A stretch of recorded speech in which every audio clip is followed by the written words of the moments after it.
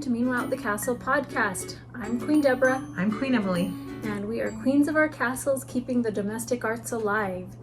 This is episode 71, and it is August 31st, 2022. And this is a podcast where we share our ongoing projects that we are making that are primarily knitting, crochet, and sometimes some sewing. And odd bits thrown in with lots of laughter and usually unusual humor. So. Some awkward moments. Lots and of me giggling ridiculously. Lots of awkward moments. So, welcome. We're back. And thanks for joining us. So today we have our regular format of life update and then finished objects and then works in progress. We are not going to do our question of the episode today because it has been a while and we suspect you're already going to have to do this in installments. We have an installment plan. And then we will end with shop news intermixed with a whole bunch of ramblings. So perfect. Let's... We should always say that, intermixed with a whole bunch of ramblings. Oh, I gotta fix my chair here. Okay. We are in my house today because Emily's life update is yes. You're buried in... I'm buried in Summit stuff. So our big Heroic Youth event for Heroic Youth, as I've mentioned many episodes in the past, is our nonprofit organization. Deborah no longer works with Heroic Youth, but was one of the founders of it. And it's something both our families participate in and that I serve on the board for. And our big events were last week. So it's something that we work for and prepare for months and months and months. And it was last week and it was wonderful. It was so successful. My health mostly held out, so I was able to participate in almost everything, which is great because the year before I just missed almost everything. And it was just so great. And so one of the really neat things about this event is just the amazing people we work with. And I'm just going to tell you a tiny sliver of it. It's a youth leadership program where we teach faith-based principles through a simulation that is in the model of knights and princesses and kind of very, very loosely medieval. It's not really. I mean, we are not going for time period accuracy here. It's just a mood. It's just anyway. To immerse yourself. Kind of in a fairy, in a different world. And we work with teenagers throughout the year and teach them all these principles and build strong teams with them and mentor them, and then put on a one-day event for them. And then the next 2 days, they put on a day camp for little kids that are ages 8 to 12. And so they get to fight a battle and learn knightly virtues and just practice being heroes in their lives. And there are villains and kings and queens. And anyway, it's really amazing. So they're just such good kids. And our volunteers are amazing. We had, I think, over 400 volunteers this year. That's a lot. Yeah. Okay, so now how many youth leaders? Okay, so how many the teenage ages, so that's our youth leaders, ages 13 to 19 about. We had 163 this year. And then our little kids, ages 8 to 12, are knights and handmaidens is what they're called. And we had roughly 320 of them. So altogether, it's about 500 kids, ages 8 to 19. And then again, our volunteer staff. And that includes, when I say volunteers, that includes people who work for months and months and put things on, all the way to people who come and help with check-in, people who refill water, yeah, who are mentors for the kids. And then we have cast members, and we have villains, so people that come and dress up and pretend to be villains, to give the kids an opposition to fight against And it all kind of is symbolic of that fighting against the attacks that you get that maybe stop you from trying to be the person you're trying to be. So anyway, it was just so phenomenal, exhausting and hot, but not as hot as this week. We used to hold our event Labor Day weekend, which would have been this weekend. Here in the US, Labor Day is the first Monday of September. And so we had, for years, we've held it the weekend before that. And then 2 years ago, we moved it to the previous weekend. And I'm so grateful because I think our temperatures were like 88 to 90 Fahrenheit. And this week, better. They are 98 to 100 Fahrenheit. So, thank heavens. Yeah. Anyway. I was just commenting on that, on how lucky yes, it was. So the temperatures. Yeah.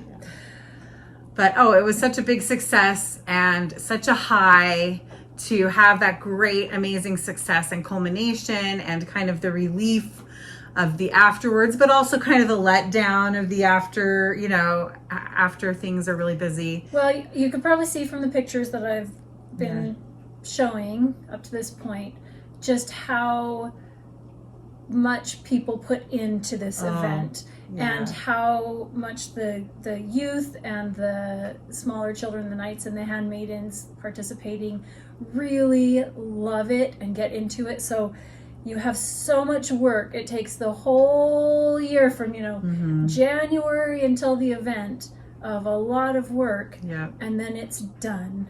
And then all of a you sudden have this sigh of relief, but also this, what do I do? Yeah. myself, because you work so hard doing it's it nonstop. True. But it's also kind of like, we joke about there's tired and then there's summit tired, because there is nothing so exhausting as that except for labor. I'm not kidding. I mean, putting on my daughter's wedding, and we planned and put it on and had volunteers and everything. No, that was not as tiring or as much work as this by any means. But at the same time, there is such a deep sense of satisfaction and accomplishment and victory. So it's such a great It's the victory, I think. Exactly. That's the great way of describing it, because these kids are victorious, and that's what you want. Yeah. They feel so powerful and so capable and so inspired, and then they talk to you. We end our night with our core group of youth leaders, the oldest kids that we work with that kind of lead all the other groups. We end our night with a debrief with them. This year, our debrief was 3 hours long. It could have kept going, but we're like, it's 11 o'clock and everybody needs to be able to drive home. So, but it was so powerful, and just the insights they had into their own abilities and their own strength and into God's strength, and their relationship with Him, and the friendships that they built and the community that they feel. It really means a lot to them. And I think that some people have participated in certain events where they I know what that feeling is, even if you don't, know anything about or get into knights or princesses or anything like that. But, if you've ever participated in a youth camp or just a really inspiring event, then you can kind of know how it kind of fills you up for a little bit and goes with you for a while. So, But yes, my house is buried in stuff. We're slowly working through all of the costumes and water bottles and equipment and decor and all the things. And piles of randomness, because there's a lot. It's so random. It really is. Yeah. And Nadia participated in that this year. Last year we didn't, and it was strange. It was the first year since 2010, maybe even before that. We've at least been part of it in one way or another. Yeah. Doing shields, children volunteering in different ways, things like that. And it was the first year that we didn't, and it was so weird. It was weird, but anyways, it's such a great event. It's so fun. So yes, that's the only thing that's been happening in my life lately. Which is why one of the reasons you haven't seen us. So. Yes. I did have an episode, the previous one, which was just me. I'm so sorry. Oh, it was great. It was fabulous. We shared a whole bunch of scrappy projects to inspire you. So that was kind of a fun one. I almost put together another one, but it was surprisingly a lot of work to put that one together, and so I don't know if that one looked like it took a lot. Yeah, a lot of. Well, it was a lot of research and preparation is mostly what it was. But anyways, it's fine. Yeah, we've had just a lot of family things going on. I've been working like crazy, like dyeing yarn nonstop because I have quite a few things coming up that I'll tell you about at the end. But we also had a family reunion, which was fun, where we went to an amusement park near us called Lagoon, and our family likes to go there. I like to go and walk around and just be there in the ambiance. There's like a pioneer village with peacocks roaming around. Because pioneers are peacocks. Yeah. And Lagoon, of course, all those things go together. It's so interesting, but I love it. And I love hearing the sounds of, like the screaming on the rides, or just squealing with delight. And they have, it's an arboretum as well. Arboretum. I think that's correct. I said it right. Anyways, but 2 years ago, or 1 year ago, we had a massive storm come through and rip out trees all across the valley, and a lot of their trees came down, which was sad. So it's not quite as lush and lovely, but I would go just to take a nap there. My husband's like, really? You're going to take a nap? It's so great. So anyways, so we went to Lagoon for a family reunion, and then Pioneer Day in Utah. It's our state holiday on July 24th, and we had all of the family together in my aunt's backyard, and we had a potluck meal and bounce house and water slide and some stuff like that. It was fun, so did that. But I took a week off of work, and I did the smartest thing I have ever done. Okay, not ever. That's a bit of an... I never have exaggerated in my life. Ever. Where did I hear this? It was in a book that says she exaggerates, but only enough to have fun. I don't know where that was, but I really liked that description. That would be me. Anyways, so a very wise decision that I made. I took a week off of work, and nobody in my family was available, but I needed to get away so badly, and no one could join me. And so I'm like, okay, I'm just gonna go by myself. I had my husband teach me how to drive our really old motorhome. That was terrifying, and it gave me an insight into how my daughters feel when I teach them to drive. I really was like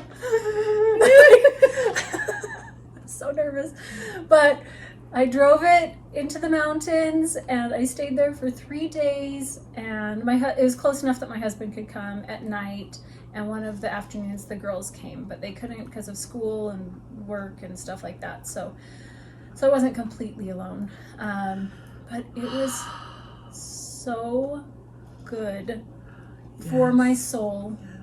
I took a whole bunch of knitting projects. I took a whole bunch of books, a whole bunch of things. 3 days, anyways, you know what I did?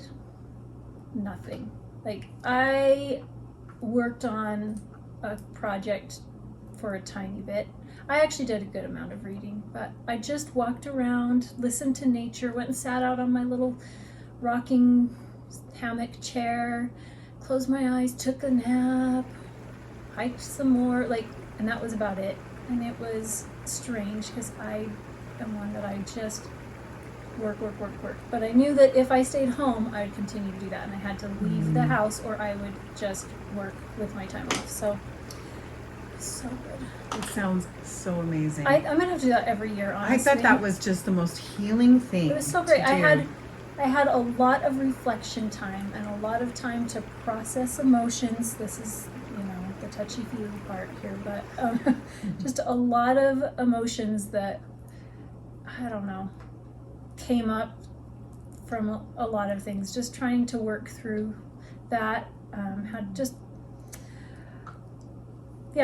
a lot of insights that I came away with, and one of the things that I came away with was not necessarily that now I'm refreshed to work again and to get back to life and all the things that I was doing, and to, you know, I've been struggling with depression. It's not like all of that was fixed, but instead I had a determination to keep doing it.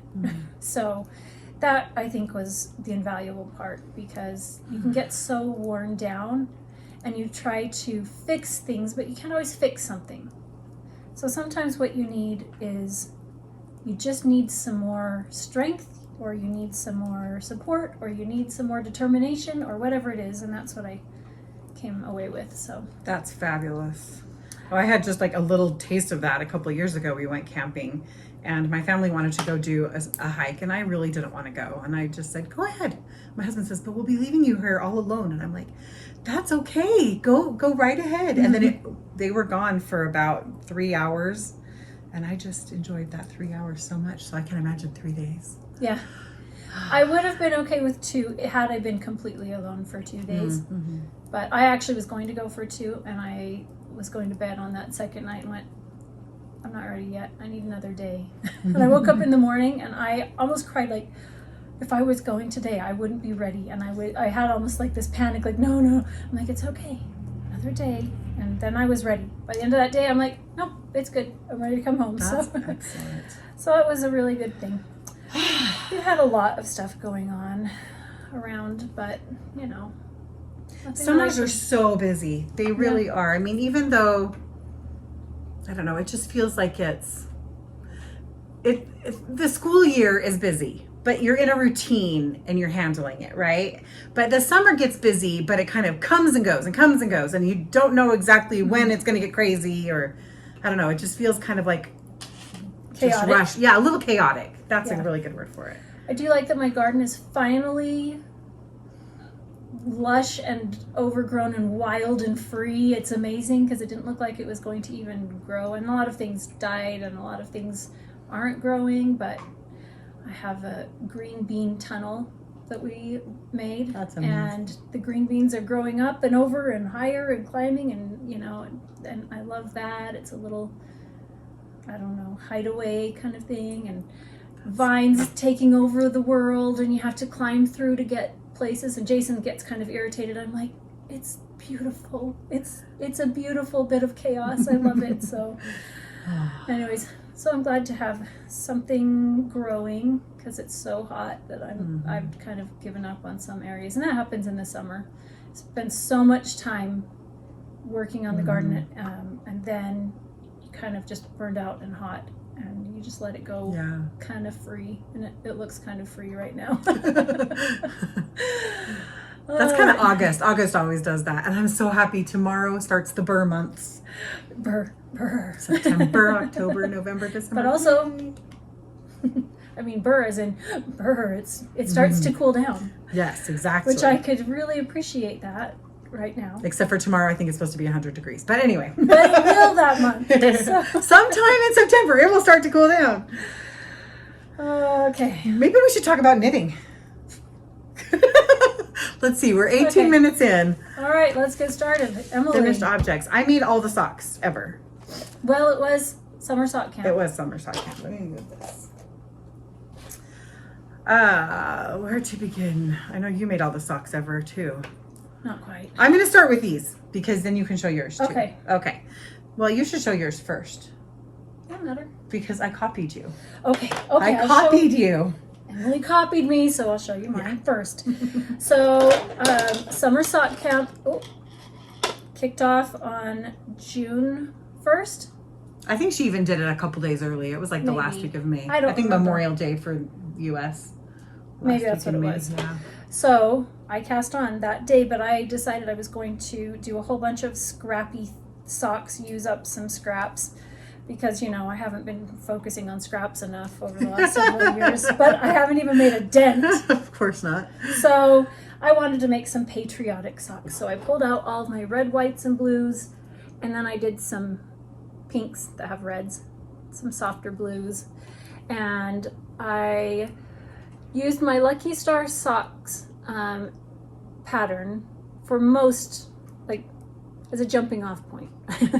I didn't do the, what is this, 4x1 ribbing. I can't remember. 3x1. For here. I did a different type of ribbing, and it's one that Emily talked about before, where you knit one purl and knit one purl, and then the next row you knit one through the back loop, purl one, and through the back loop, purl one.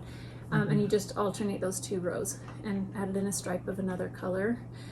And then I went into the sock pattern, but did stripes however I felt like. But I did this because I wanted stars on the heels, because, I mean, they're patriotic. Americana, red, white, and blue. We need some stars. The stars and stripes. Yep. So I knit these socks first for summer sock camp, and this was super fun, and I had lots of fun taking photos of it too. But these were a big hit, so a lot of people saw these and were like, oh, I want a kit. And I'm like, well, these are random odds and ends from my stash, and a couple were my colorways, but mostly they were just random bits. So I made some. So, and then I got that kit. It was, I think these were gumball minis that you just kind of showed the blues and whites. I made something like 9 or 10 different red, white, and blue and pinks, and and I bought, that you could pick how from. many did I buy? I don't remember. I don't either. I'm just trying to figure it out. But you could kind of just pick and choose which ones you wanted. I don't remember, but these are all Deborah's. So I just did mine in a vanilla sock, but then put the star on the heel from the Lucky Star Socks pattern.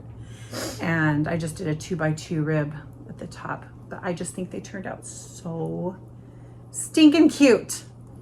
I love them so much. I after that, I wanted to make another pair with right those. Here. I like the little places where you've got just like a solid bright red, and it just brings it all together. It's really fun. That is. Aren't they fun? I love yours too. I think they're both great. I really liked the slightly softer tones of some of these. Because, if I'm going to dye it, I'll make it exactly how I would choose. So exactly. Instead of just randomness, but I am very happy with these. I think these are very bold and fun. And I used the same gold for my stars. You just gave me your leftovers for the stars on the heels. And I'll just show you these too. I had enough left over to knit scrappy pair, but I had to add this extra blue just to, because I wanted something that was, I didn't want to do scrappy stripes through the toe. I wanted one solid color, and I was getting a little low on that, but I think they turned out great as well. This is my new favorite blue though. This one's Almond Joy. I really like that one a lot. Yeah, Almond Joy is great. It's got little flecks of that more navy in it. I love it. But it's a really nice one. And I love your red. And this is cherry. No, what is this? That one is, just a minute, Cinnamon Bears. Cinnamon Bears, that's right. And then this one's Atomic Fireball. Yeah. I love this Cinnamon Bears. It is like the perfect red. The perfect red. I like that one. That's what I have in this one. Is that red? It's great. It's awesome. So there's a couple of our finished socks for summer sock camp. 2 of mine and 1 of yours. My first pair. My second pair, I did another twist on my Lucky Star sock pattern. So instead of doing just stars, I did hearts on the heels instead. But I didn't do anything else on the pattern. I just did, a vanilla shorty sock with not a slip stitch heel. It's just stockinette stitch, so that you can duplicate stitch the heart on. But duplicating this heart on here, the duplicate stitch reinforces the heel. And these were scraps from a colorway, and I've been looking for the yarn ball or band for a while, and I don't know what I did with it. These look like they're different sizes. What? Oh no, these are for my niece. I counted the rounds. I was obviously stressed knitting one. More stressed than another. well, you know, that's what she's getting. One of her feet is probably larger than the other. I did Everybody's are. I did block these, and I didn't use sock blockers. I just pinned them out, so I could have just pinned them out, you know, one more stretched out than the other. But anyways, this was a skein of yarn that my daughter got as a gift one year, and I made her a pair of socks recently with this, and then I used the leftovers for this pair, and this is all I have left, and I cannot find the ball band. It's so cute. So I don't even remember. But anyways, they're from my niece, and I was making them as fast as I could before they were moving away, and then they decided not to move away, and I keep forgetting to give these to her, so now I have them to show you. So they're super cute. Love them. They are adorable. Fun. Okay, that was pair number 2. Okay, so I do my magic loop. now these don't technically count for summer sock camp, but I still want to show them to you. These are from a sock tube that Deborah cranked on her circular sock knitting machine for me. This yarn set was from Hugh Loco several months ago. It probably was a year ago. I don't remember. I apologize. But the diary behind, what's her name? Nicole. One of her, I think it was her best friend, passed away, and she did a memorial colorway to kind of help raise money for the family, and it was a sock set, and so I ordered that. And these are for my son Isaac, who I finally knit socks for. Some of you will remember earlier this year, and he loved them so much that it was perfect. So Deborah made these tubes for me, and I think you did a 72 stitch. Yeah, they were 72 stitch tube. And then I added the heels, toes, and cuffs. And so the rust and the navy also came with that sock set. And so this was the way I remember his socks, 72 stitches around, and then it's 100 rounds for the leg. Now I did a slightly tighter gauge. You wanted me to do it tighter. Yes, I actually did have to go back and on the one where I did a bind off for his cuff, I had to on the bind offs on the cuffs, I had to redo the cuffs a couple of different times. It worked great though. It works for him just fine. But anyway, and for the foot, how many rounds? And the foot, I think it's 82 rounds between where you end the heel and where you do the But what toe. I was saying though is because the gauge may not be the same as yours. Did it change the length that you needed? It's slightly different, but it fits him well. Okay. It fits him well. So these are for him, and he's going to be so happy that I can give them to him now because he's been dying to wear them. Even though it's 100+ degrees. So we tease Isaac all the time that he's a Viking. And he comes from Sweden, where we say this about ourselves. We come from Sweden where they don't have sun, which of course is not true, but we're our Swedish ancestry, but it's just funny because he does not tolerate the heat at all. And yet he insists on wearing wool socks all the time, which I get. The principle of the thing. Well, I mean, they're just so much better. I mean, wool socks are so much better than other socks most of the time, but he's just a funny kid. So he's very thrilled with those. And I had enough left over to make a pair of shorter socks for my daughter. And this one is, is this your gingerbread colorway? It looks like it could be. I think this is your gingerbread colorway. I'm like, it's too far for me to reach it to see. I'm pretty sure it is. Anyway. So, and then this was a mini from Lay Family Yarns that I used. So, yeah, I think those were great. So that's 4 pair for you so far. Yep, 4 pair of socks so far. Okay, next pair of socks for summer sock camp was another twist on the lucky star sock pattern.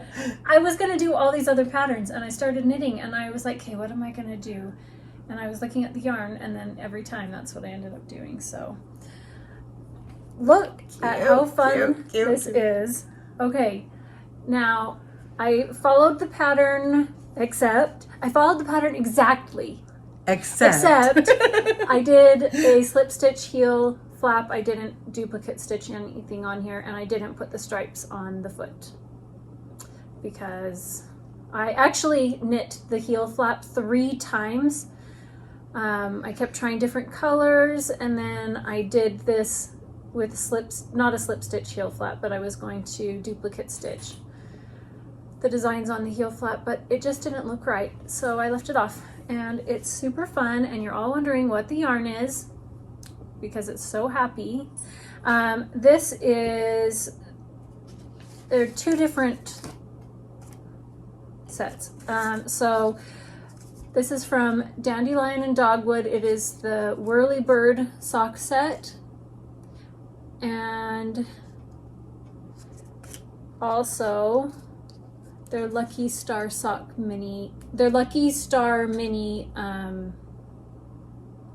set. Yes, not Lucky Star. She called it Lucky Star, but I thought that it was Friendship Bracelet. Yours were Friendship Bracelet. mine are Friendship Bracelet. They're brighter. I think they're a little more neon. Or maybe they are. Well, I don't Hold on, know. now I'm confused because I didn't bring those with me. I thought, because mine are on Sparkle Sock and yours are not That's on right. Sparkle Sock, but I thought they were the same colors. Anyways,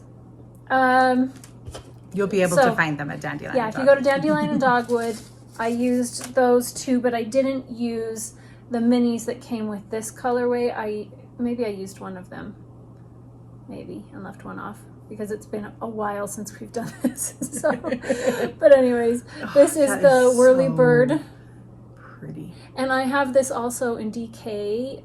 I have a whole set of yarn that I ordered from her for a sweater. I have a lot of sweaters to make. I almost Me brought too. all my sweater Quantities. quantities to go through and show you what I wanted to make, but we have enough going on here today. So This episode will already be long. So the Lucky Star sock pattern is the one that I did was 64 stitches. And I usually like 60 stitches for my sock, but having the ribbing I think helps a lot. It's extra stretchy, but also pulls it in enough. So I like that. We call that smooshy. It's smooshy. Stretchy and smooshy. Yes. But there are a lot of minis, ends to weave in on this sock, but I do it as I go. And so it just isn't so painful. As I knit, when I finish the next color, I weave in. Like, so I'll knit this part, and after I finish knitting the pink stripe, I'll weave in these ends. After I finish knitting the yellow stripe, I'll weave in the pink ends, that kind of thing, so that I have enough room to weave them in. And by the time I'm done, all I have to weave in is the toe, and it's not that painful to do. That's excellent. So that's how I a great do idea. mine. And I do all of mine on Magic Loop because that's my favorite. Me too. And I use Chiagu red lace 3.25 millimeter. No, 2.25 millimeter for fingering weight socks. Excellent. Okay, my next pair of socks, because it's all the socks, I'm trying to find the label. I have so many labels all shoved in here. Where are you? Okay, here we go. It's not in good shape. It was a Regia Perfect Arne and Carlos colorway. So that's the label for it. Number 09094. And that's the picture that they give you. So I knit, I had several different or skeins or, pairs of skeins of some kind of different self-striping yarn, and I wanted to use those. So I knit this pair of socks here. And they the blocker kind of hits them funny at the heel. So it looks a little weird, but anyway, they turned out pretty great. I was hoping that, or I assumed that in order to get this to work, I would have to follow the exact, do their heel when the short row heel and so on. So I knit one of these socks entirely with a short row, as you can see, with a short row heel. and I just don't like the fit of it. But I thought that's the only way it's gonna work. So then, as I was knitting the second sock and I started getting toward the heel, I thought, I'm gonna try it with a heel flap and turn and gusset like I would normally knit a sock and see how it works. And if it doesn't, then I'll rip it back and I'll go back and do the short row heel. Well, it works just fine and dandy. The pattern is still great. Now you can see that there are a few more rows of pink here than there are on this one. And on this one with the heel flap, you can see, here, let's see. You want me to hold anything? You can see right in here how the speckles kind of changed a little bit, their pattern. I feel fine with that in order to get a better fitting sock for me. So I have saved them like this for months so I could show you that if you want to do a perfect, use the perfect yarn, you can still do a heel flap, turn and gusset if that's what you prefer. A lot of people would prefer the short row heel anyway, but it's just not mine. It's just not for me. And so now that I've shown you, I can go back and pull it back to here and then finish it again. I was like, oh, you got to start all over again. No, you don't. No, I don't. I just have to go back to here on one sock, which is totally fine. And the other thing I just don't like the quality of the finish. Like I don't think I can show you very well, but there's more gappiness right here in the short rows. I did German short rows and I feel like the short rows themselves look pretty good. I just don't like the fit. I don't mind an afterthought heel as much because I can go in and add some extra rounds to build the heel out a little bit before I close it up, and I have a little more control. But a short row heel, and I'm not as experienced on it, so there's probably solutions out there that I don't know. But it's just, I don't know, I prefer this heel. I know there are some people that do a small increase so that they have a larger stitch count for the short row heel, and then right after they decrease. But you're already like if you're going to do that, then you would be still interfering with the pattern like I am anyway. And and I also think, I mean, you increase by picking up stitches here. So if you're going to be, they'll increase here before and decrease here after. So it's a smaller amount. You don't usually do as much. So it won't interfere with it as much. But I've just seen that as an option. Well, I feel really happy with the way that this turned out with the heel turn, the heel flap and gusset. And so that was just happy for me to know. I think I have one other skein of Regia Perfect.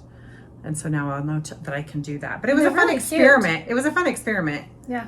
These are going to turn out being a gift probably anyway. But yeah, I think I knit them shorter than my foot length anyway. One of them you knit longer, didn't you? Maybe I did. Wait. Yes, I did. One of them I decided to add a longer pink toe.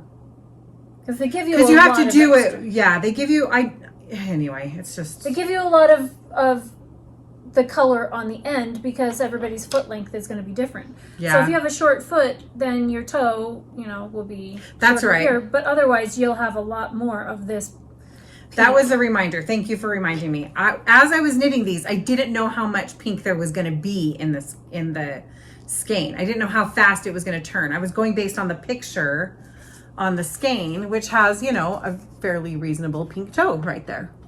But I've seen some where, it's a big chunk of So I thought, okay, well, I'll just go ahead and knit these a size that would fit like our mom or, like a women's size 8 shoe. But then I realized how much extra pink there was. So I knit this one, my size, which will also fit both my daughters. So now that reminds me, that's good for me to remember. I'll have to knit this one bigger to give it a larger foot. Remembered something. I'm glad you remembered it. Yep. Okay, so there's number 5 socks.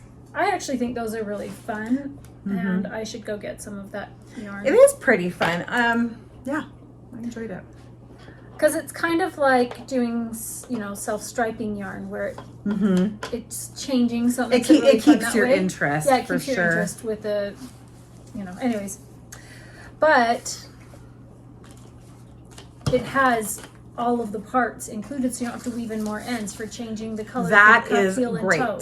Yes, So. that is great. This is my, I thought I'd show you. I showed you last time. My summer sock camp bag, and it's a waxed paper bag that I got from Cocoa Knits, and I just added the patch to it that came from Monster Knits, MAUGHN, Monster, I think. It's linked to for Crazy Sock Lady. Yeah, if you go to Crazy Sock Lady, she shares all about it. But I have taken this everywhere. It has been so beat up, which is perfect, because I mean that was the idea. I wanted it to look kind of like the army camp duffel bag kind of thing, or like the tents that you'd, you know, back. Do you remember Troop Beverly Hills? Troop Beverly Hills. Oh my word! I forgot about that movie. I don't know. I was thinking about that a lot during this. Oh, and I didn't show you. Here's the. If you haven't seen this before, this is my Lucky Star sock. The pattern, you can. It's a very fun pattern to look at. Like, I like to make them fun to see and not just to knit. So, okay. I have more socks, but this is my last pair for summer sock camp. I started another pair that I'll show you later that I didn't end up finishing.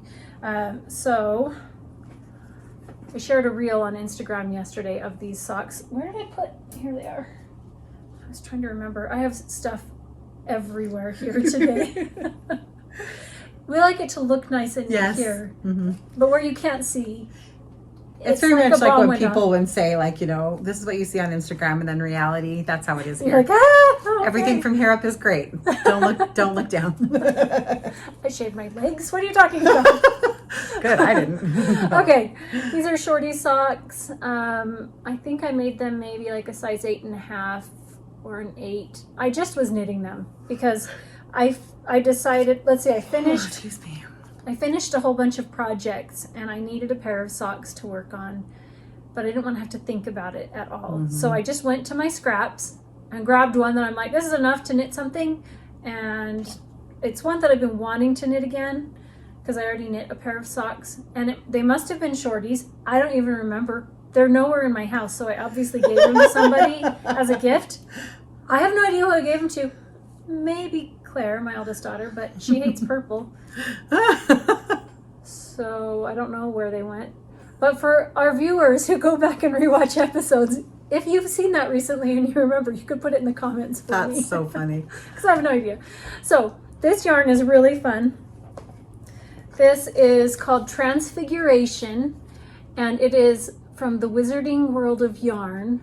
And this was a collection that Emily at Willow Hill Yarns, she's the owner there.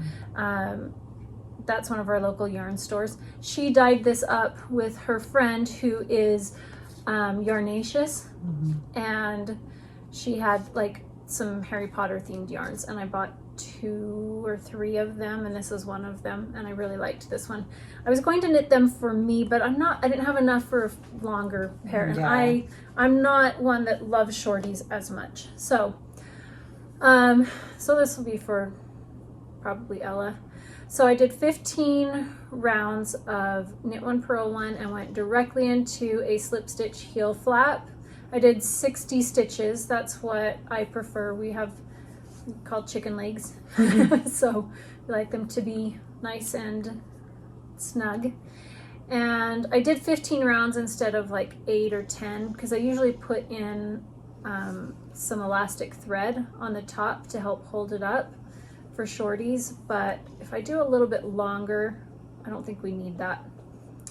And it's just stockinette stitch all the way down to just a general wedge toe. I do the last, handful of rounds, I decrease every round so it kind of rounds it a little bit.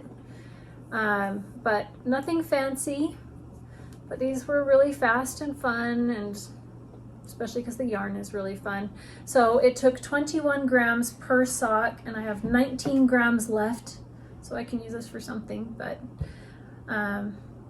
because that meant I had like 60-ish You should grams. just knit a third sock.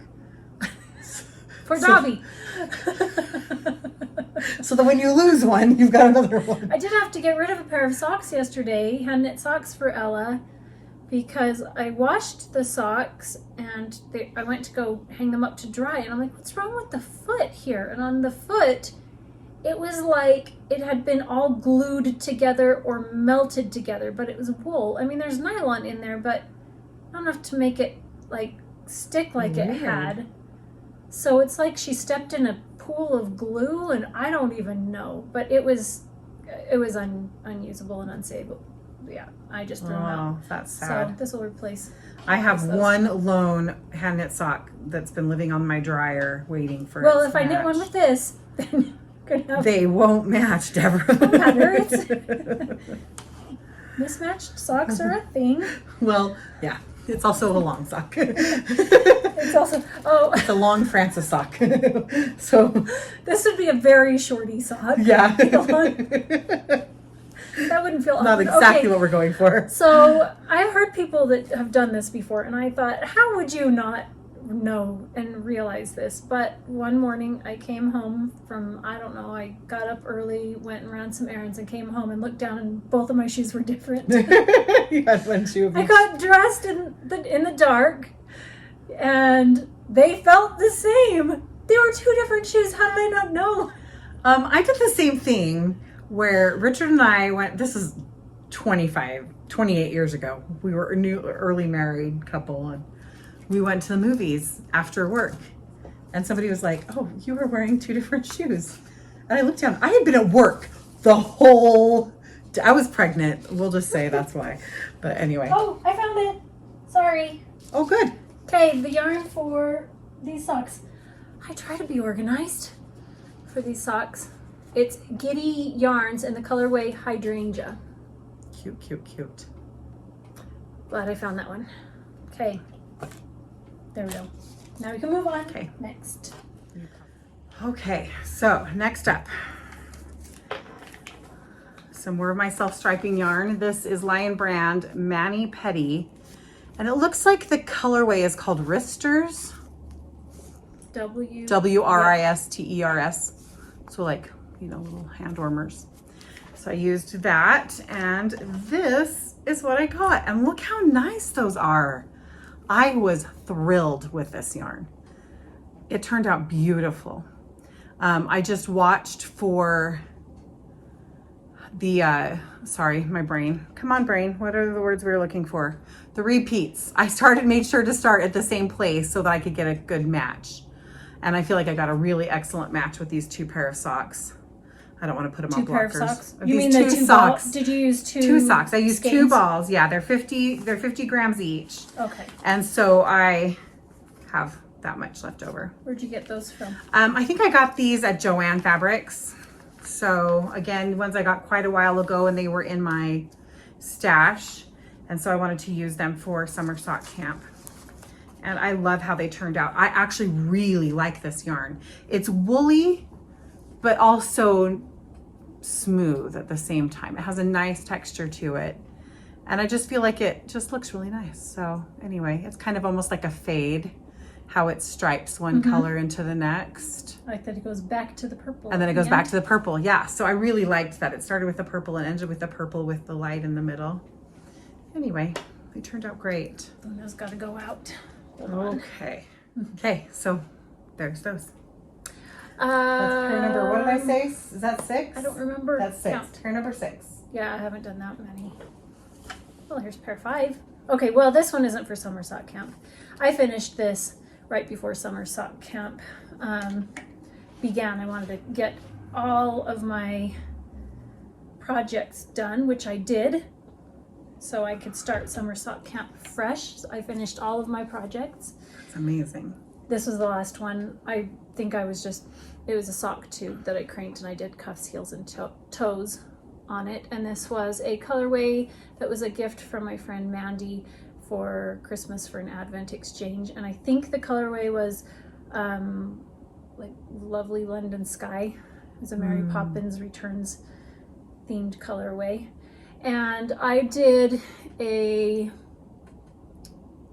sewn tubular bind off on this, If you do 1x1 ribbing, you can do the sewn tubular bind off, and it is now my favorite. I mean, look how lovely that is. That is beautiful. It doesn't flare out at all, because I don't like when the tops will flare out, but it also stretches as much as you need, but still has some resistance to it, because some of them will stretch a ton, but then they're floppy. Mm-hmm. So yeah, I just looked for a sewn tubular bind off online, a tutorial, and followed that. And it's very similar to doing grafting, to doing the Kitchener stitch. So if you're familiar with the Kitchener stitch, then the rhythm is very similar.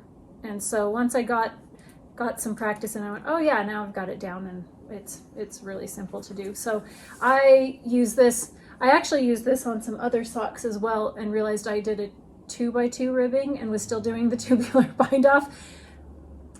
It didn't look as nice, but it still felt nice. So this is a sewn bind off, but it's just the one where you go in through the two stitches and then back through the one and then through the and that's the one that I had been doing up until I learned that one. But it only works for 1x1. So I've switched to 1x1 if I need to do a bind off like that. See, you get a little jaggedier edge here, but this is where the finish, the stitch kind of just finishes, like it just ends. It's not like it has anything else to the top. Nice finish.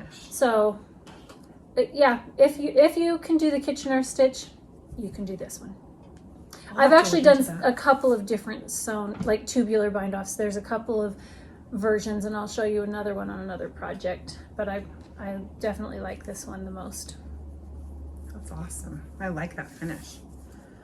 Okay, we're getting there, guys. Finished objects of socks. We're almost done with the socks, I think. Oh, I did something weird there. Let's not look at that. We'll look at this side. I need to go fix whatever that is. Huh. Okay. This pair of socks is from Silly Socks yarn, from Hobby or Hobie, however you say that, yarns. And they had a really good sale, which they tend to do. And I bought all the yarn. And this is all they had. I bought three Silly Socks skeins. And it's super fun. I mean, I just think it's a blast. Here's the other one. You know what? I don't love this sock blocker, the shape of it. See, this is why that other sock had that weird shape at the heel. Because it comes out at the back on the Which heel. is probably more like how feet actually are, but it's not as pretty when I try to show you. Here, let's just take it off and then I'll show you my socks. Sock! There we go. Anyway, I just think they turned out super fun. They were super fast. That's one of the great things about, as you were saying before, the self-striping or patterned socks, you know, the patterned yarns. You just want it the next color, the next color, the next color. And so that's really fun. So yeah, they matched up really well and they were really fun. And so what I did is, this is a one skein. It's 100 grams. So it's 437 yards. And so I needed to watch where I started my sock.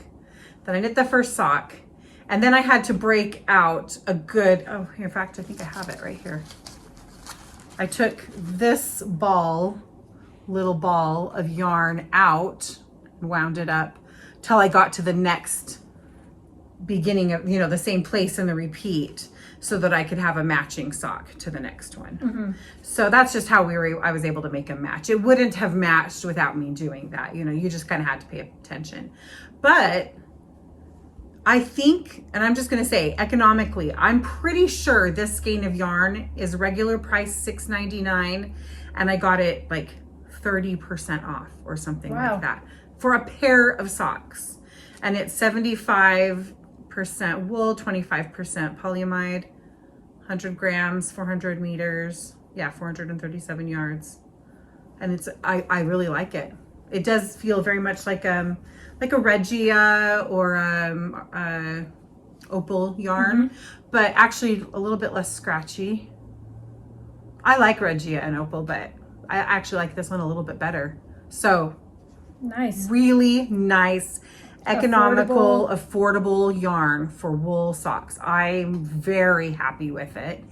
And I think I have, like I said, I have either one or two more colorways that I bought. And I think I'll be buying again in the future. So I was pleased with those. Well, I mean, if you're going to be ordering from them and paying the shipping, you really should be getting more than one to make it really economical. Maybe you should be like me and buy 1, 2, 3, 4, 5 plus 19, 24 skeins of yarn. That's what you should do. There you go. You shouldn't. That's how you save money. I am banned from buying yarn, except for from Deborah and from Dandelion and Dogwood and maybe Lay Family until the future. Until I don't feel guilty anymore. I don't know. Until it fits back in the room that it's intended Until to there's be. a place to put it. I actually, you know what? I have to say, as far as like, knitters go, my stash is not that big. You would make fun of mine, but when I got mine all tidied up and put away, and I realized, I have a good sized stash, but it's not crazy. Well, my big problem is I told myself I wasn't allowed to buy any more single skeins of sock yarn, which, okay, I broke the rules, but I haven't been buying like souvenir yarn and single skeins of hand-dyed yarns and so on. But I have been buying sweater quantities. So you've been buying as many sweater quantities as the single skein? No, absolutely not. Just, I have too much yarn. Okay, we'll stop there. Okay. Okay, so that was pair 7. All right, and here's the next one. I mentioned before, if you've been watching, that I got a circular sock knitting machine for Christmas this last year. And I've been doing sock tubes and been working on learning how to make full finished socks, and I've done a couple of pairs, and then I was like, it's been a while, I've got to go back and relearn that. So I did a sock. I did a great job with it, but it looked so big. I'm like, well, when you're doing it on the knitting machine, it always is stretched out, so I needed to, bind it off and let it relax and then see what it was. No, it was so slouchy and loosey-goosey. It's just... If it was longer, it would fit Isaac. It's very, very loose. And I was doing, I thought was, my regular tension and everything. So I cranked the rest of it into a tube and discovered somewhere, I don't know how, my tension got so off. It was on the same settings, so I just reset everything and then it was fine. But, so I did a sock, but I can't say that it successfully fits me, so I didn't do the rest of it. And it's a short row heel, and you have a hole you always have to close up. And I didn't bother because I'm not going to be keeping this to wear as a sock. I'll have to undo the whole thing because it's just not really wearable. It is really... Anyways, I figured out, that I thought I had the right tension, and then I held it up with another one, and there's... trying to get it to go straight so that you can see how much of a difference there is, but it's like 5 or 6 stitches. But it's not just that. Some people have mentioned this, and I've noticed this, that sock knitting machines, they're way stretchier, the tubes are, than your hand knit or my hand knitting. And it's because even if your stitch count is the same, the rows are longer, and so with the rows being longer, there's still more thread in each loop, so it can stretch out farther. Yeah. So it stretches further even if the stitch count is the same. So this was similar, actually it was the same as my hand knitting as far as the stitch count, but the row gauge is way different, so it's super stretchy. So I did a sock, yay, start to finish. This is a hung hem cuff. This is on a 64 stitch cylinder. And I do have a ribbing like dial, so that a ribber dial, so you can do ribbing, but the ribbing is super stretchy, like really stretchy. So I prefer to do the hung hem cuff on it. And then the other thing that I've found, and I haven't really taken classes, but just watched a lot of videos, is that when you do the toes and the heels, the tension changes dramatically and it's much tighter. Much tighter. So I actually switch the tension so that it's a lower tension just for the toe and the heel, and then have to go back to the regular one, and it's still tighter. But it's a whole new craft that you're learning. It is completely different. It's not even the same thing. It's really interesting. But it's fun to learn. It's really fun to experiment with, and I really want to sit down and do some more of it. I just haven't had the time to do as much of that as I would like, because it's not like the kind of thing that I can just, it's not portable. I can't carry that around with me to do, so I have to. Right. And also, if I'm in the middle of something, I can't like stop and pick it up and do it again. I have to do the whole heel or the whole toe, or make sure that I stop in a place where I know what I'm doing. That makes sense. So okay, that's all of my socks. here's my last socks. Very Guess pretty. what? Total surprise.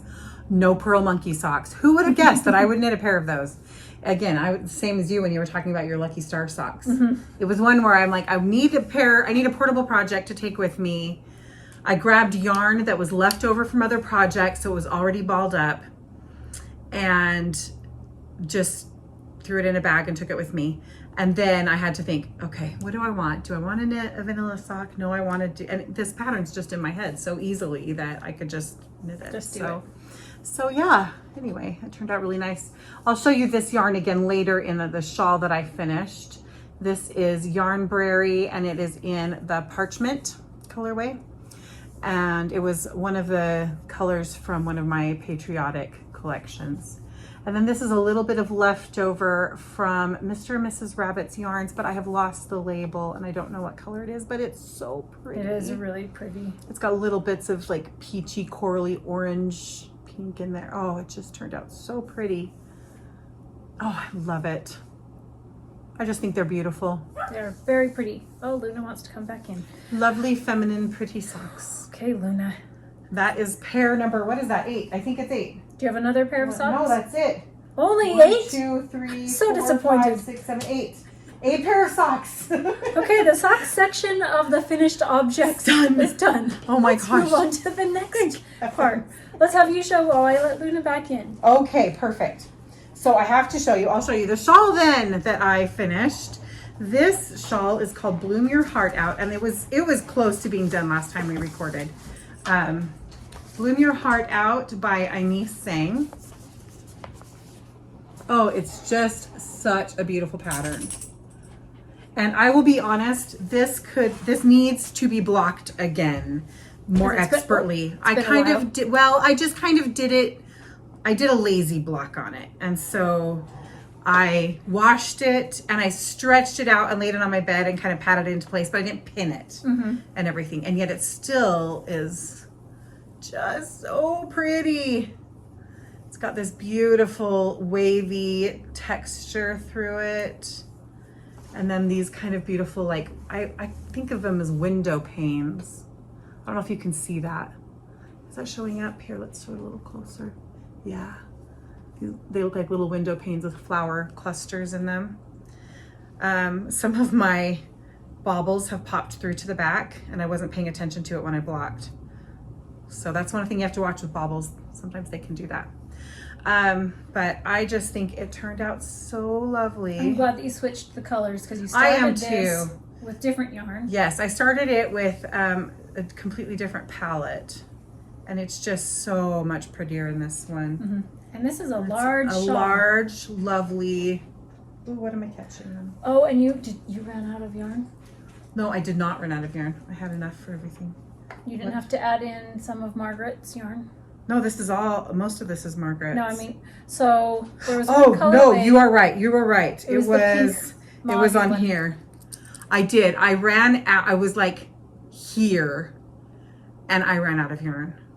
I had forgotten about that. Thank you for reminding me. Remembering a few things in this world today. So this pinky, rosy, mauvey colorway and this beautiful kind of indigo colorway were both dyed by our dear friend Margaret, who is Knit by Gramsy online. She is not a dyer. She does it like, she is very good at it, but she does it just for herself and for friends. It's not something that she does as a business. But this was a birthday colorway that she gave me, and she had some for herself. And then one of our friend Mandy, Mandy and I have birthdays really close together, and I had saved it for a long time. And so, yeah, when I got to the very last pane here and I realized I'm like, oh, I am out of this. I mean, I saw it coming, but I was, you keep crossing your fingers that it's not going to be a problem. That you're going to be able to do another 30 rows. So then I messaged Margaret and I said, any chance you have any of yours left over? And she did. She had 2 little bits left. And I used all of one of the little bits and most of the second little bit and finished it up. So it was successful. And this indigo one she gave me, we do a Advent exchange with some friends, and I got that as the main colorway on Christmas Day last year in my Advent. Oh, isn't it pretty though? And then I think it's a stunning oatmeal one. kind of color. The oatmeal colorway is that parchment color that I showed in the socks. So I had a lot of that left. So yes, that is one thing that I would say is that if you are going to knit this pattern, make sure you get 2 skeins of the colorway you're going to use for this one. For the bobbly. For the bobbly florally one, because you use it for all these little zigzaggy stripes all through. And then it's the primary color in this section, which is a fairly large section. And the yarn had like 430. I think it was 437 yards. So it was a decent size. Now, skein. I mean, you didn't like check your gauge and everything, so that could be. I didn't check my gauge, but I could go measure it now. I would guess I wasn't too. I could definitely be off, but I would guess I'm not too far off, because I'm almost never, ever, ever far off from a pattern. So anyway, but yeah, that's just something to pay attention to. I think that it says in the pattern, you are going to use every bit of this skein. So it tells you to watch that. So I knew there was a possibility, but anyway, I don't know if I'm going to keep this or if this will be a gift. It's beautiful though. It is very pretty. And I had so much fun making it. Not every minute of it, but mostly. I had a rough start. Then I got a roll. I had a rough 2 starts, yeah. Yeah, because the second time you got going on it and realized that you didn't, or was that on the first one? Yeah, I only started it I only had to restart it one time. So I started it with a different set of yarn, a different group of yarns. And then I don't know where, I missed the very important part that says, repeat the rows of this shawl, this chart 9 more times. Yeah, that's kind of a big deal. So I had knit like the first repeat, which was like to here, but I missed. I was supposed to do that. And you don't really see in the photos how much of that section there is. So in my defense, it's not like there was a picture that showed me all of these, this big long section. This is the part that was mostly covered up in all the pictures by this gorgeous complicated lace over here. So I just assumed that meant that this went through most of the body of the shawl, this part. So I started this and then realized my mistake. Anyway, but it was fortuitous because then I changed colors and I like it much better. Yeah, you weren't really thrilled with it when I wasn't making loving it before. Oh, isn't that? I'm just looking at it on the camera and it looks so pretty. It is. It's quite lovely. Very pretty one. So it's an asymmetrical triangle, a nice long one. So Yeah, you can see how wide it gets Gorgeous at the one end. colors. Yeah, that's very pretty. All right, I told you I finished projects. If you watched the scrappy episode that I did previously, you will have seen this and maybe a couple of the other things, but I told you I wanted to clear the needles before summer sock camp. So I finished my scrappy sweater. This one is, I have it right here. This one is Stash Dive Raglan by Summerlee Knits. And I've been working on this one. I cast it on last October. I finished it in June or maybe May, somewhere around there. It's so cute. It's done, but it's big. I knit the small size, and I didn't want the sleeves to be as big as it said because they were just too big. I started it out and I was like, that's huge. It doesn't look like the picture. You mean wide big, It's right? too wide, too wide. It didn't look like the picture sample, so I refigured it out and I knit it smaller. I didn't do all the increases. I did fewer increases stretched out over the length of the sleeve. I also didn't do it as long as it called for. I wanted it to end kind of like where my sleeve is ending here, which meant I had to refigure out all of the math for the decreases here because this had to decrease at a certain rate, but because this had a smaller stitch count, this had to decrease differently. And I showed before that I created a chart with when I needed to decrease the body and when I needed to decrease the sleeves so that I would end up with the correct stitch count at the end. And I did the longer neck, or the bigger, looser neck, so it wasn't as tight. And I'm glad I did that. And when I was all done, I blocked it and everything grew about 10 times. They say it grows 10 to 20% with superwash yarns. I would say this grew 30%. So the sleeves now come down to here. Even though you wanted them to be shorter. Yes. And this is so low that it comes down like really low, which means when I want to lift my arm, it lifts the whole body of the sweater up. It's kind of batwing-like. That's like the style, Deborah. But it's not as comfortable to wear. Yeah. It's very oversized, which I'm fine with it being oversized. But I wanted something that was easy to wear, and so I don't know how easy this will be to wear. When I started making this, there was no turning back and ripping it out with all of the ends, because you have to weave in as you go or you will be sorry. There's no turning back. So it's either check the whole thing out or finish it and see what happens. So, I mean, I could gauge swatch, but that would only tell me so much because I did and my gauge matched. But were I to do this again, which I'm not, I wouldn't use superwash yarn, but when you're using scraps and you have a lot of superwash, that's what you're going to use. I would have, I don't know if there's even a smaller size than what I knit. Let me see, because I thought I knit the smallest.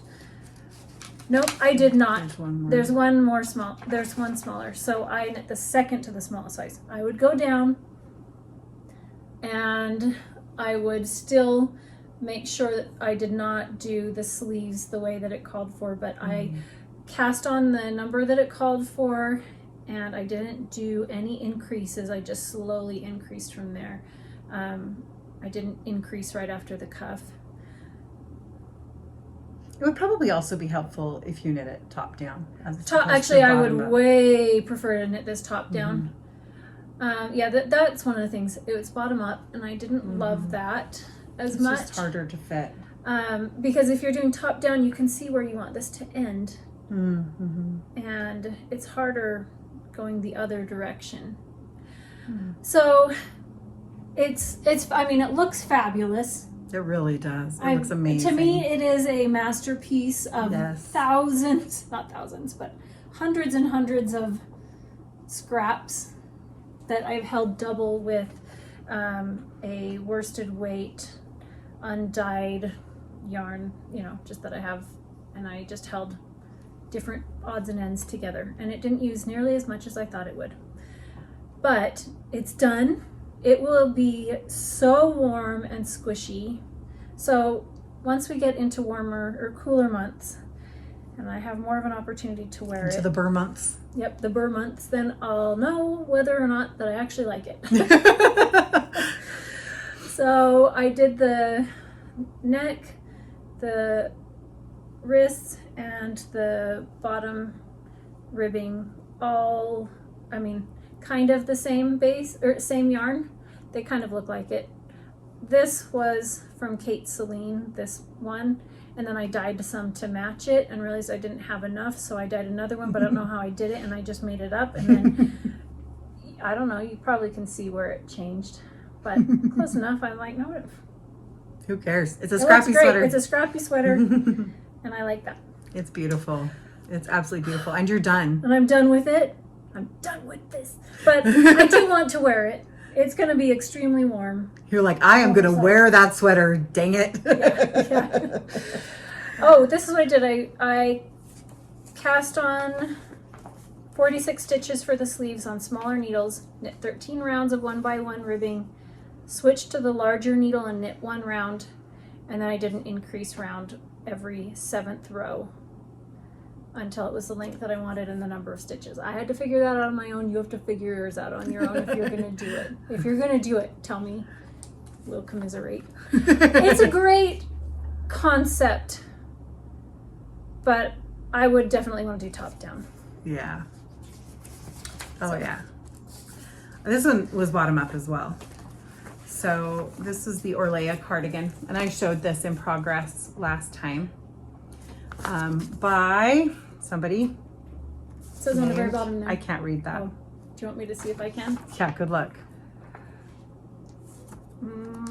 Yeah, something designs. Mallorae Designs. Mallorae Designs? Mallorae. Or unless that's Mallorae. Anyway, Mallorae, something. Designs. It's on Ravelry, Orlea Cardigan. And I got the yarn from Yarn Cafe Creations at the Great Basin Fiber Fair in May.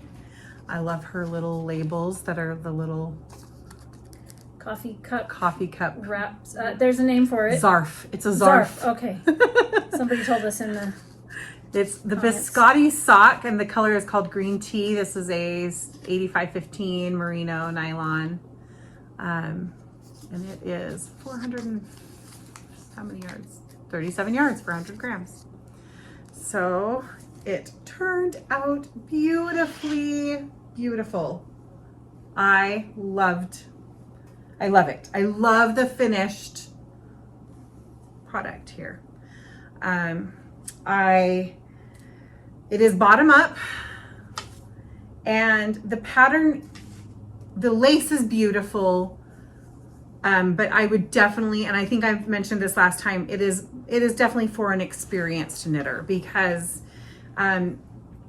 the ways that you're supposed to increase and decrease within this pattern are not given to you. It's all just, here's the pattern that you do for the body, and then you're told where you're increasing and decreasing for the shaping of it, but not how that works into the lace pattern.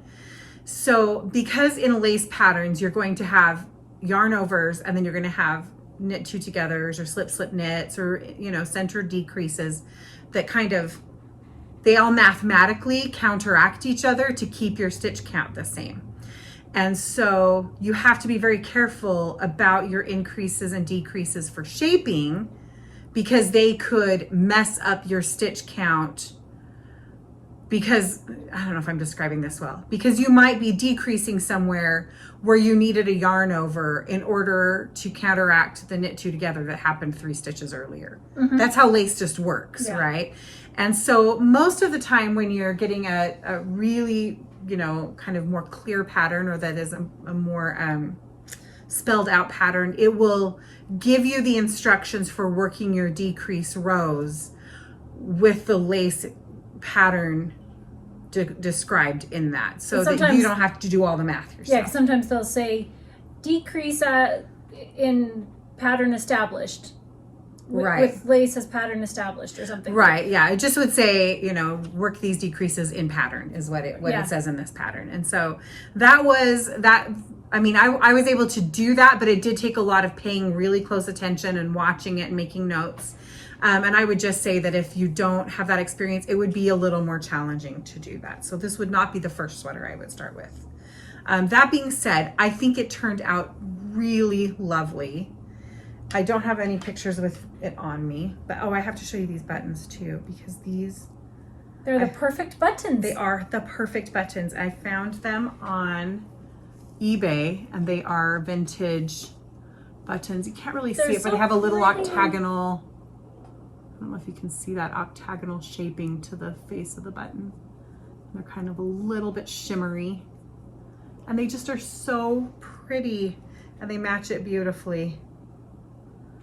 So I love it. The sleeves, here I'm gonna undo the buttons. It'll just take me a second. But the sleeves are nice length. I feel like this fits beautifully, which I'm grateful for because it's a top or a bottom up sweater. Ooh, looks good with what you're wearing and your necklace. Perfect. So anyway, I just think it turned out really pretty.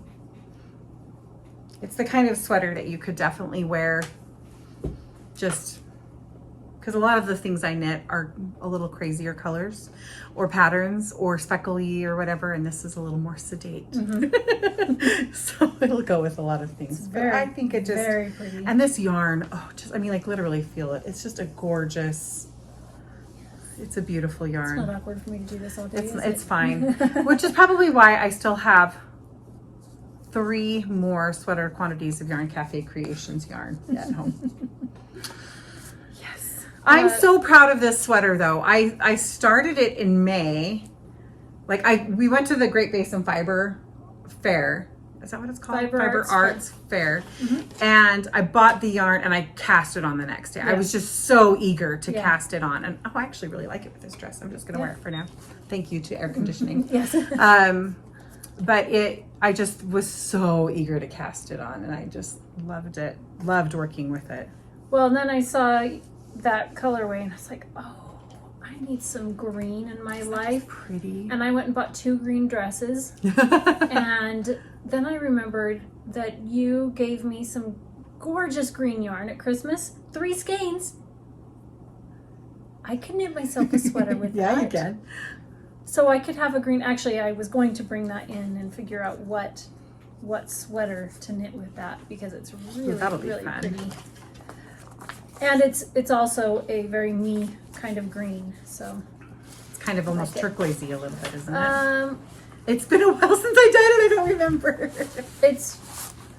No, it's not. It's a more cool toned green and a more vibrant and deeper green.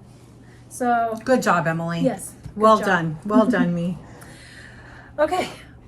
Did I show this one last time? I don't think you showed it done. I don't remember, Deborah. I don't think you showed it. I showed this. I did. Finished? Not finished. I just showed it started. Yeah. This is the Calliope sweater that I started in May. Yeah, I think so. And oh no, it was in April. It was at our retreat. Yeah. So the sweater is by Espace. No. Yep, Espace. Yes, Espace Tricot. And our friend Margaret, who dyed the yarn Emily was talking about, she knit one of these, and we saw that and oh, I need one. So Emily cast one on and made one for my mom, and then I cast one on for me. I used a fingering weight yarn. So the pattern says to use a fingering weight yarn held double with a mohair, and that's what I did. You used a different yarn. I used a DK weight yarn. Yeah. And that was a fluffy.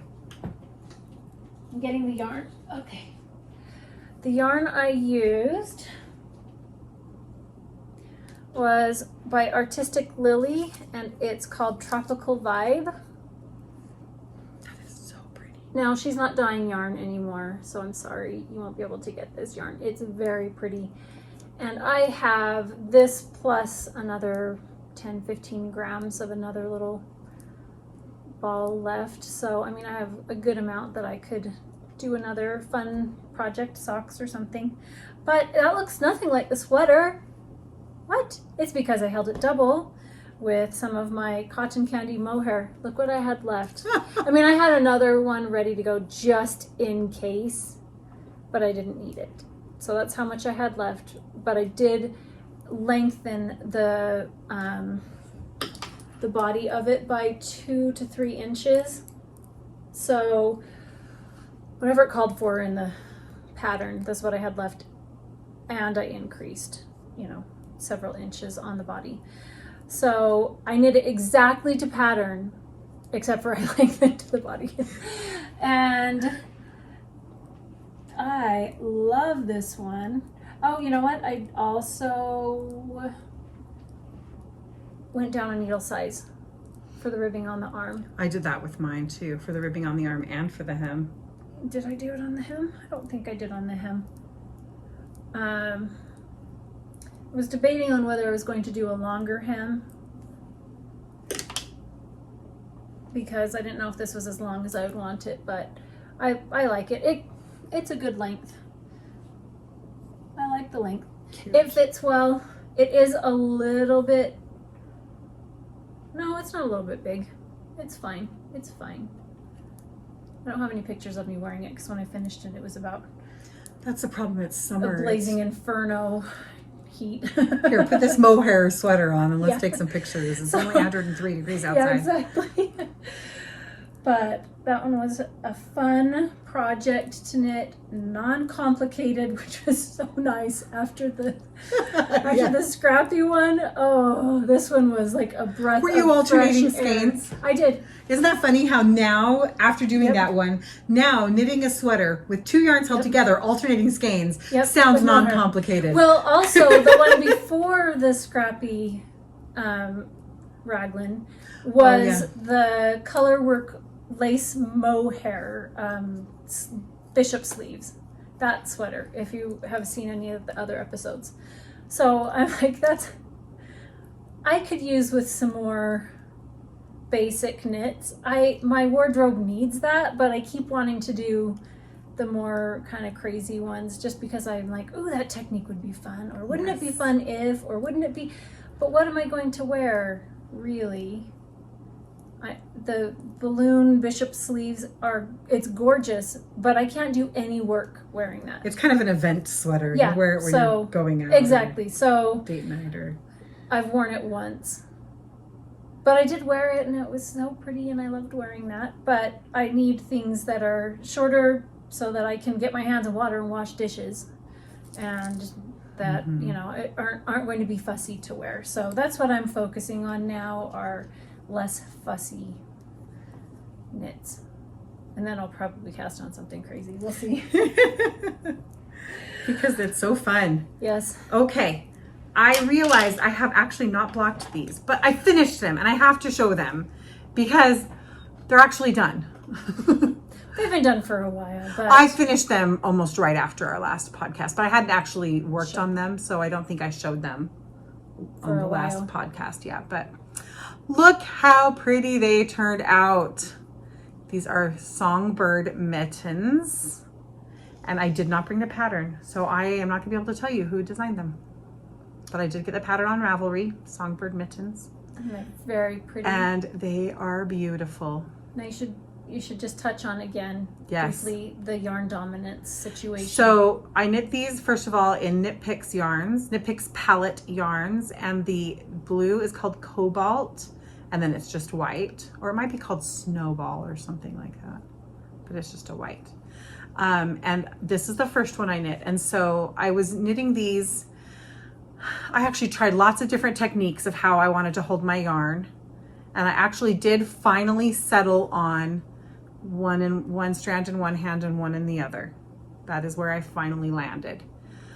When I started, even though I was not doing the two-handed color management, yarn management, I started out with my blue yarn being held lower than my white yarn. And then I switched it so that my white yarn was held lower, and it made the white yarn show up more. So this is what it was looking like beforehand. My little white stripes were just not showing up as well as they should. And then you can see a very definite line where that changed. And so I wanted my white yarn to be the dominant yarn when I was working down here. Actually, I think I kept my white yarn the dominant yarn the whole way through, especially because of the back here. And so I kept my white at the bottom and my blue above it, which usually meant that the white leaned toward my left and the blue leaned toward my right. And when I went to two-handed knitting, the white was what I held in my left hand, which means that it was actually slightly looser gauge than the blue, which was held in my right hand, and I flicked with that one. And so that's what gives it more of the color dominance, is by controlling the tension. So if you start to find that one of your colors is not showing up the way it should, you might want to try, there's all kinds of videos out there about color dominance in stranded color work knitting. So you can find people that are explaining it much better than I am doing. But you can see the line from it, and I kind of like leaving it because it's like, look, there's the lesson I learned. But they turned out so good, didn't they? They're very pretty. They're beautiful. This is my favorite part. I know, with it looks like lace and It then does. kind of ribbing. It looks like little eyelet lace right there. It's very And I had seen a lot of people say that they thought that these were too big. Now I'm not a petite person, so that might be part of it. But they're nice and snug around my wrist, and they fit me beautifully. And I mean, those are stunning, I aren't was they? gonna say, that's so pretty. They're so stunning. I love it. So I love how they turned out. I love when you did that. I just want to show them off. See? I'll be like wearing my mittens. Yes, how are you doing today? Well, I'm fine, thank you. It's not awkward. Look at my mittens. Look at my mittens. I love the thumbs, how they have their own little pattern on them. Pretty. And then they're patterned even here in this part of the thumb. And just how it worked out. Oh, they're so much fun. But they did take me a really long time. Because I just find I don't have, for something like this where it's just, you're going to be working, it's just color work for the whole thing. You know, that's just how it's going to be. There's not really a change that comes up. Mm-hmm. And that change is kind of the thing that I look forward to. And so I just sometimes struggle to make myself work on them. I would get a little bored. But, oh, they turned out gorgeous. And I'm very proud of them. Yes. Oh, we have been making a lot in the last 3 months. Yes. We have a lot of things here. I only have one more finished object. I have two. I actually have Okay. another one, but it's not here, and I have a short video of it, but I think We'll save it for later. Yeah. So my next two are sewing, Excellent. and I'm wearing one of them. So I'm wearing some pants here that I made, but I have pictures. So these are linen pants that I made. I have been obsessed with linen for the last several years, and I like the crinkliness of it. A lot of people don't, but I do, which is funny because I want things pristine, but there's something about linen. Linen has permission. It does. So I'll show you, before I show you pictures of me wearing it, the pattern that I used. So this is the linen that I bought, and I got it from Joann Fabrics a couple of years ago. Every once in a while they have like a good section of linen, and when they have that, then I'll just buy a couple of them. So this one's kind of like a grayish black. It's like black threads one direction and gray threads the other, or actually like a taupe one direction and black the other way. The pattern I used was Simplicity 1069, and I did view A, which are the long pants that are wide-legged. And did it have pockets in it? I think it did not have pockets. I think I added pockets because seriously, everybody needs pockets, but they kind of just disappear, which is nice when pockets disappear. And it has a tie for the waist. And I did increase the width slightly because it looked like it was going to be plenty wide. But when I pulled out the pattern, I was like, that's not as wide as I think I would like. And I wanted to use up more of the fabric and not waste it. So I added a little bit more to the width. And you can see in the picture that the front is pleated, which is not super flattering, I don't feel, but it makes it so I can breathe. The back is not pleated, it has darts, and it zips up in the back, which is a little bit odd because it ties in the front. So you have to untie the front and then unzip the back. Kind of an odd, I mean, it's fine, but they're very comfortable. They're high-waisted. They say they're high-waisted, but I have no waist, like no torso, so it probably is high-waisted. It's kind of the same on me. But they're so comfortable that it just feels like, you're wearing just about nothing, so perfect for summer. Naked pants! Naked pants! Not invisible pants. Which is different. Anyways. And not pants the color of your skin that make you think that people are naked when they're walking across the street. Especially who wear leggings. I know, women that wear, this is too I much. made myself a pair of pants that afterwards I was like, maybe I shouldn't wear these because while not skin tight, they're still tight enough and they look like my skin tone. Isn't that from Meet the Robinsons? I'm not sure how well you thought this plan through. Yeah. So I don't typically wear them, but I did just buy yesterday some wide flowy pants that are more of my skin tone. But if somebody thinks They're that I'm pink. shaped like that, like a triangle, To like your ankles are wider than your waist. yeah, I don't know, then there you go. That's what they think. So That's okay. So I think that Their it's not judgment. deceiving in that way like leggings would be. True. So did you say you had another? I just have one more. Okay, I'm going to show this one and I'll have you end with Okay. that one. And along the same vein of needing more basic foundation pieces, not foundation garments, but what's the word? Just everyday items. Like the core items. Yes, I need more of that because I tend to do things like the bishop sleeves with mohair and color work. So I need some basic things. A girl cannot exist with all accessories alone. It's like you can't have only condiments and only accessories. You actually have to have food and clothes. Yes, in my house, I primarily have condiments. That's because you are at heart a fripperist.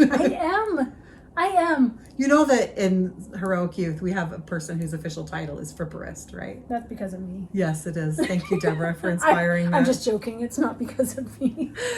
It is. Okay, so here is a blouse that I made. I had some cotton that was a very lightweight cotton in my stash, and not a lot of it, but enough to make a blouse. And I used this pattern, McCall's 8042, and I did view B, and I made it exactly the same, except I shortened the sleeves. What is that? I don't know. We It have just stopped. I don't know. I What? hear that noise every now and again, and I still don't know what it is. But anyways, shorten the sleeves slightly because once again, I want them to be a little shorter. And instead of doing like an elastic, I don't remember what it had you do, like a little casing and put elastic in it, I did some shirring, and it looks like it's for a toddler, but it's nice that it stretches a lot and it's not too tight. like shirring is magical in that sense. Like it's just fine. So I did 6 or 7 rows of shirring with some elastic thread on it. And then I thought, well, it needs a little something. So I was going to do insertion lace. I don't know if you have heard of insertion lace, but it's where you have like lace and no fabric behind it. Mm-hmm. And so I have a friend, Robin, whose eggs and crackers makes on Instagram. She sent me some gorgeous laces from around the world. You can barely even see it here. And so I top stitched it on, and then what you do is you go and snip behind it down the center and fold the fabric back and stitch it back on the side so you see just the lace. But once I stitched it on, I actually really liked how it looked and decided not to do that technique. So it's just very pretty. It's just top nice stitched on. Yeah, so just a little bit, because I also wanted things to not be fussy, and I tend to make things more fussy, and I was like, that's making things more fussy, Deborah.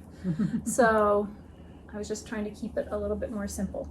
So I really like this one. What? Simple? Just thinking, a ruffled neck, sheared cuffs, and lace applique is simple and not fussy. Well, here's my simple white top. Which is all crocheted looking lace. But what I mean is it's not a crazy pattern. Oh, I understand. And, you know, anyways. But this ruffle is too much. So if I were to make this again, I would have the casing at the top and not have the big ruffle on it. It was just too much. So I'll probably make another one and eliminate that ruffle part. So I like that. It's beautiful. That's all of the things that I have finished. Okay. Okay, well, most of the things that I have finished that I can show you. My last thing, and this is a tradition now, that every year during summit time, like when things get super stressful and I'm ready to lose my mind, I decide that what I need to do is knit one of these little guys. Or something similar. I think last year, well, I didn't do it last year, but no, you didn't. You weren't doing. I think it was the year before. I knit the mermaid dolls. No, you knit the. You knit the pig. Oh, I knit the pig for Abby for Christmas. That's right. Anyway, this is a little boy bunny by Little Cotton Rabbits with his cute little textured sweater and his little shorts. And look at his little tail sticking out the back. I just did a pom-pom tail instead of a knitted tail. I liked it. And there's just a little button here at the back of at the side of the neck. And he's just really cute and fairly basic. But we didn't have any little boy animals. All of our animals were girls. Do you have a name for him? Yes, he's Baxter. Okay, I was gonna say, what is this? This is Baxter Bunny. Okay. Yeah, we do alliteration. So the other bunny is Bonnie. So we have Bonnie and Baxter Bunny. But then we have an elephant and a pig and a fox, and what else do we have? A cat. Yeah. And a little bear. So Baxter the bunny and his cute little sweater. I love the button for the sweater on the back. It's just tiny teensy little guy right there. It's just fun. This sweater, I'm not super in love with the way it fits because it kind of like, it's like a sweater. But he's just so cute. Yep. He's just so cute. That is very adorable. And the nice thing about the Little Cotton Rabbits patterns is that they're kind of mix and match. So I only have the girl bunny pattern, but I bought the koala boy pattern. And really the only difference is the feet on them, because most of the little girls, they all have shoes that are knitted as part of their feet, little Mary Jane shoes, and this is a different foot. And so I just used, you know, the feet from the one, and the construction of the body is pretty much the same, other than the tails for the animals, and it's their heads that are different. And I think he turned out pretty cute. He's got a cute little face. What yarn did you use for the body? That is an excellent question. What yarn did I use? Because it's not the one that we have often used. No, this is a hand-dyed one, and I don't remember what it is right now. Oh, I held it double. Yeah. This is your cream soda color. Is this cream soda? It looks like it. I think this is your cream soda I colorway. was trying to reach cream soda over there. This but is, I can't yeah, get I there. can see some of the little orange flecks in there. Yeah, this is your cream soda called Double. That is a perfect colorway for that bunny. Isn't it though? And yeah, and I just held it double because it calls for a DK weight for the body of the bunny, and then the clothes are knit out of fingering weight yarns, and these were just scraps. This is a Knit Picks palette scrap. I don't know what this one is. What is this one? This looks like one of yours That too. one also looks like old-fashioned horehound, possibly. It might be. Yeah, I think that might be one of yours too. It was one where I just had a little ball of it in my scrap jar. So, it's cute. Fun. Sometimes when I'm in a bad mood, I just get out all the little animals and play with them like a child. Which reminds me, my 23-year-old daughter, Aria, has been dying for a marble track. Really? She just says, I want a marble track so bad. And the other day she says, Mom, I used all my spending money for my you know, they're really careful with their budget. And I used my spending money and bought myself a marble track. Well, I mean, we buy yarn. She can I buy a know. I marble just think track. that's so funny. They don't have children yet. Well, I mean, they've only been married for a year, not even a year. But I'm just saying, like, it's not for children. It's for her. She bought it for herself. Her marble track. I thought that was such a I crack buy up. toys for myself all the time. I know you have a lot of toys. Yeah, you do. Well, Jason and I just went on a date this last weekend, and we went to a sidewalk chalk art festival and went out to eat at a new taco place right by us. Is that the one Have you that been you there? said is right by me? Yes. Is it open now? Let's go there after this. Okay, let's do that for sure. I'll have the so kids meet good. us. It's Los Tapatios. Hey, that's my favorite hot sauce. I know, that's why I remembered it. I knew it was Tapatios. Anyways, we did a few things, but what was I going to say? Toys. Yes. So we were at this like fun shopping area, and there was a toy store there, and Jason was tired and hot, and we were walking up and down, and he's like, let's go. And I'm like, oh, me too. I'm so tired. And I saw a toy store. I'm like, toy store, let's go in. I don't remember. I bought something. Oh, yes. I bought one of the little melee dolls. I just like to buy one of those. I don't know. It's the little tiny mice. And they have cute, Oh, yes. adorable little thing. Anyways, that's what I'm buying for future grandchildren. Excellent. It's a good thing I've been buying stuff for future grandchildren, because my daughter is dating somebody who has a little child who she's 16 months old now.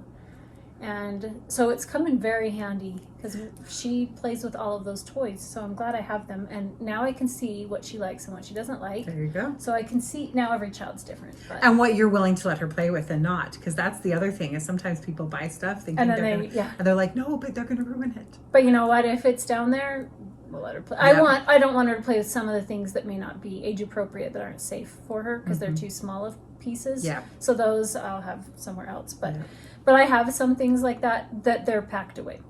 Everything else that I bought, it's out and it's on the bottom shelf so all the kids can get to it.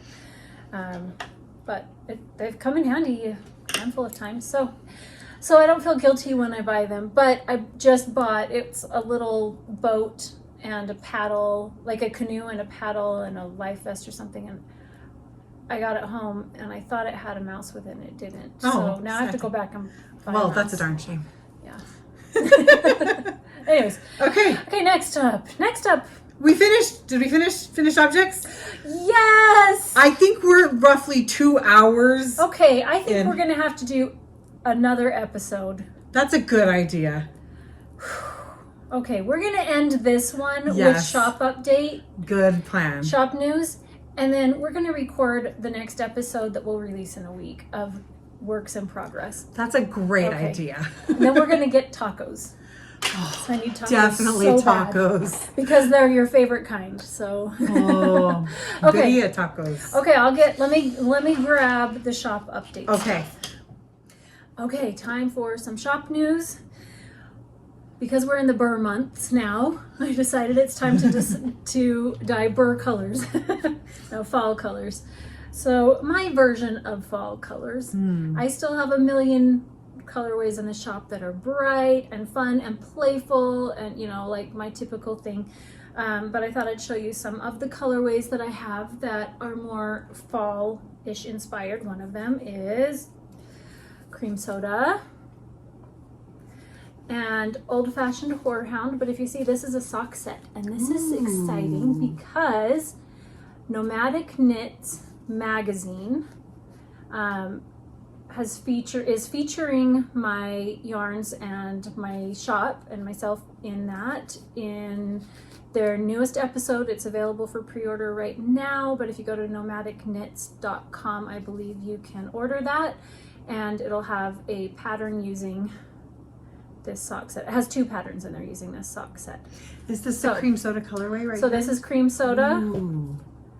And this is mermaid lemonade and old-fashioned horehound. So I now have these that will be in the shop in the next week. So I'm going to show it to you now because it's going to be going into the shop. But it's really fun. So if you want to go get that magazine, you can get it digitally or a print one. And I will be hosting a giveaway for a digital one here and on our Facebook group.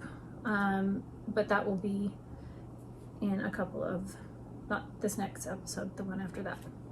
So we've got those, which are really fun. And so then I went, let's see, and I've got Flying Cauldron sock set. Ooh, I love that. This one I started dyeing last year. It was a colorway last year that I released because there is a fun soda that's called Flying Cauldron. And this is the packaging of it, or those colors, and it's really fun. And another really popular one for this time of year is Frosty Pumpkin Cider. I started dyeing this one the first year I was dyeing yarn, and this one has been popular every fall since. And then... Is that the one that Nadia said is her favorite color you've ever dyed? Yep. She loves this one. I do too. It's a pretty one. And then some more that I thought were pretty fall tones that are like a little bit more muted colorways, or just the types of colors. First of all, purples. I love purples. So I've got a violet, and this one is called Violet after the flower. And if you see that compared to Flying Cauldron, you can see the difference in the colors there. And another purple is Crocus. This one. I want something with those together. Look at that. Yeah. And then this one is a mauve-y. This one's Hellebore, and those look so pretty together. Mauve, Hellebore and Violet look so pretty together. Another one is Music Express from my County Fair collection. I like that one here with Crocus. And then another toned down one, Bella the Balancing Beauty from my Lacer Magnifique collection, as well as Flying Trapeze from that same collection. Those are both very pretty autumn colors. And one more here, Napoleon Ice Cream. Neapolitan, not Napoleon. That's I different. don't know, maybe he likes this kind. Neapolitan ice cream. So there's a handful of pretty yarns for the fall. I have other colorways, but these are the ones that are in the shop. And then I wanted to show the difference between a couple of colorways because this is a question that I get asked. So this one is Taffy, and I have that one also on Cotton Candy Mohair.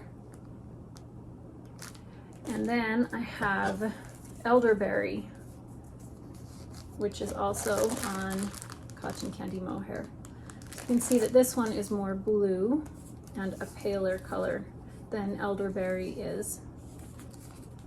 Where's the front? There's the front. This one's DK, this one's fingering. I mean, that's what the bases were that I just grabbed. So you can see the differences between those, but I love these colors so much. These are ones that I released this year. And I'm also regularly dyeing sock sets for the Gingerbread Dreams sock pattern. This is one that I couldn't dye for a while because the main color that I used, the main dye, has not been available from my supplier for a year. So I reformulated it and figured out how to make this main colorway. Again, it's not exactly the same, but it's very similar. So I've been dyeing those again, and I just do a batch every time I dye yarn. I just dye another batch of them. So if it's not in the shop, it will be again right away. That's awesome. Those are so fun. Lots of things, lots of fun. Yay! Thank you for joining us for this long episode.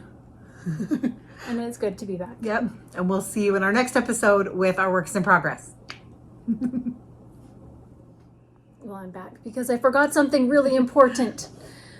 I have to make sure you know about this. I am going to be a vendor for Floxsie, Floxie, Floxsie, in September.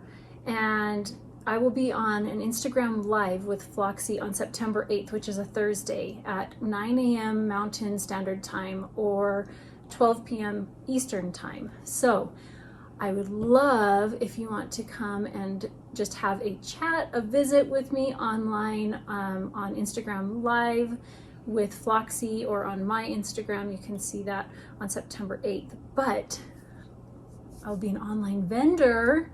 I had a lot of people say they wish they could come to the last thing that I was a vendor at in person, but not everybody lives nearby. So this is a way where you can come be a vendor in my shop online, which I know you can shop online anytime at my shop, but this is a special one. And this is going to be September 22nd through the 24th. And I will be doing a demo on understanding the color wheel on the 24th, and that will be at 10:30 a.m. Eastern Time or 7:30 a.m. Mountain Standard Time. But I'm going to give you a little sneak peek. Okay, well, it's an inspiration photo for what this collection is that I am releasing. I'm trying to not freak out because I'm releasing. I've been working on this since the very beginning of May or the end of April. So I have been working on this for a long time. But here's a sneak peek photo of the inspiration. And if you can work it out, great. But the theme is pop art glam. And I have 10 new colorways based on this inspiration, this theme. So I'm really excited for it. And I really hope that you will come and join the live on September 8th.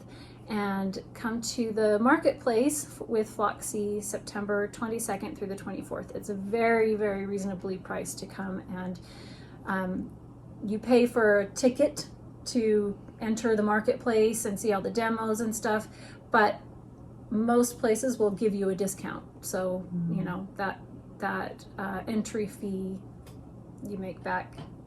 How we were talking about saving money earlier. Yeah, by buying more yarn. It makes sense to me. Yes. So anyways, I'm just really excited about this one. It's going to be awesome. And the collection is fabulous. Yes. I have seen it, and it's amazing. Not to brag or anything. I kind of can't claim any credit whatsoever, but I helped brainstorm some of that. Yes. Things. Yes, we were brainstorming it together, and it was so much fun. Okay. Okay. Bye again.